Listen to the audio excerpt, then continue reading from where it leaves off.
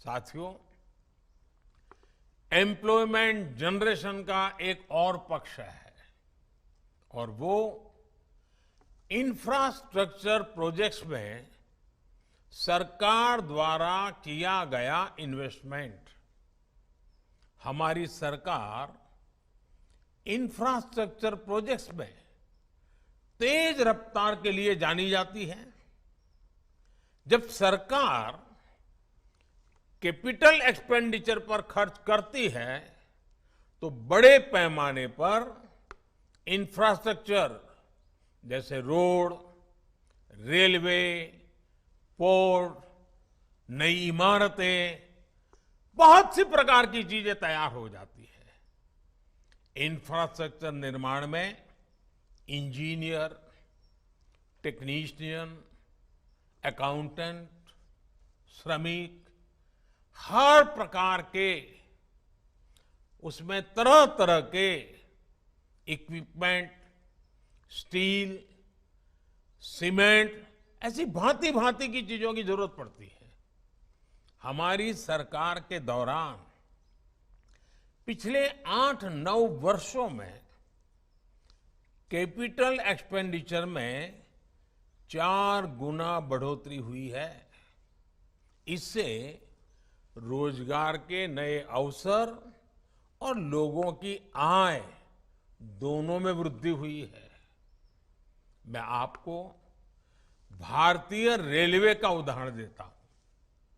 2014 से पहले 7 दशकों में 20,000 किलोमीटर के आसपास रेलवे लाइनों का इलेक्ट्रिफिकेशन हुआ था। पिछले 9 वर्षों में हमने करीब करीब 40,000 किलोमीटर रेल लाइनों का इलेक्ट्रिफिकेशन पूरा किया है। 2014 से पहले एक महीने में सिर्फ 600 मीटर नई मेट्रो लाइन बनाई जाती थी। 600 मीटर। आज हम हर महीने लगभग 6 किलोमीटर की नई मेट्रो लाइन बना रहे हैं। तब हिसाब मीटर में होता था, आज हिसाब किलोमीटर में हो रहा है। 2014 में देश में 70 से भी कम जिलों में 70 से भी कम जिलों में गैस नेटवर्क का विस्तार हुआ था। आज ये संख्या बढ़कर 630 जिले तक पहुंच गई है। कहां 70 जिले और कहां 630 जिले। 2014 तक ग्रामीण इलाकों में सड़कों की लंबाई भी 4 लाख किलोमीटर से कम थी। आज ये आंकड़ा भी बढ़कर 7.25 लाख किलोमीटर से ज्यादा हो चुका है। आप अंदाजा लगा सकते हैं कि जब गांव में सड़क पहुंचती है तो उसका क्या क्या प्रभाव होता है। इससे पूरे इकोसिस्टम में तेज गति से रोजगार का सृजन होने लगता है। साथियों, ऐसे ही काम देश के एविएशन सेक्टर में हुआ है।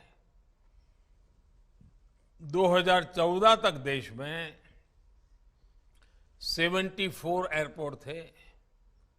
आज इनकी संख्या 148 हो गई है। हम सभी जानते हैं कि एयरपोर्ट ऑपरेशंस में कितने ज्यादा स्टाफ की जरूरत पड़ती है। आप अनुमान लगा सकते हैं कि इतने नए एयरपोर्ट्स ने भी देश में हजारों नए अवसर तैयार किए हैं। और आपने देखा है कि हाल ही में एयर इंडिया ने रिकॉर्ड संख्या में नए हवाई जहाज खरीदने का ऑर्डर दिया है। कई और भारतीय कंपनियां भी इसी तैयारी में हैं।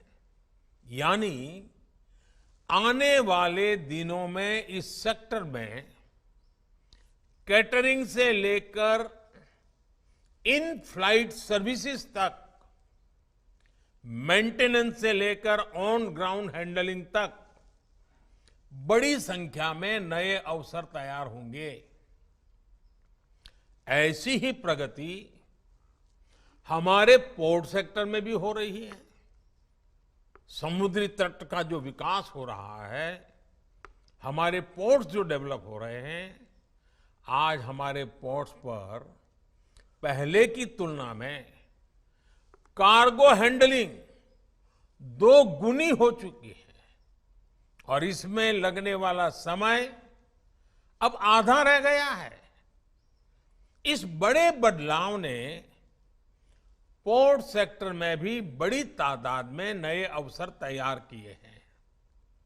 साथियों, देश का हेल्थ सेक्टर भी एम्प्लॉयमेंट जनरेशन का बेहतरीन उदाहरण बन रहा है। 2014 में भारत में 400 से भी कम मेडिकल कॉलेज थे। आज 660 मेडिकल कॉलेज है। 2014 में अंडर ग्रेजुएट मेडिकल सीटों की संख्या करीब 50,000 थी। आज 1 लाख से ज्यादा सीट उपलब्ध है। आज पहले के मुकाबले 2 गुनी संख्या में डॉक्टर परीक्षाएं पास करके तैयार हो रहे हैं। आयुष्मान भारत योजना की वजह से देश में अनेकों नए अस्पताल और क्लिनिक बने हैं। यानी इंफ्रास्ट्रक्चर का हर प्रोजेक्ट रोजगार और स्वरोजगार उसमें बढ़ोतरी सुनिश्चित कर रहा है।